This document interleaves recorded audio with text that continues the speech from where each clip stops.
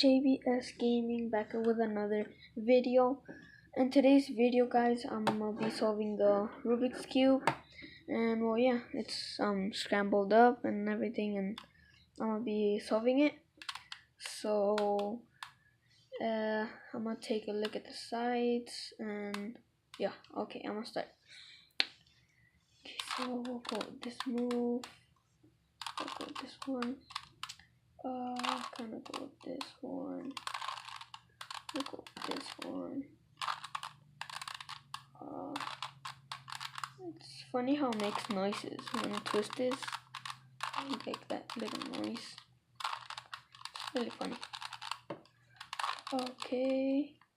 I'll go with another one here. Yeah. Okay. I'm going this side. Yeah. I'm gonna go this side. Going right here. Going right here. And as you can see, I'm almost done with the Rubik's Cube. I'm so sorry. So I'm almost done right here. I just do a few more twists between the bottom, sides, and the top. And well, as you can see, last move, and I solved it. It's pretty cool how I solved it. So yeah, let me know in the comments if you thought this was cool. And well, yeah, see you till the next video. Bye. Subscribe.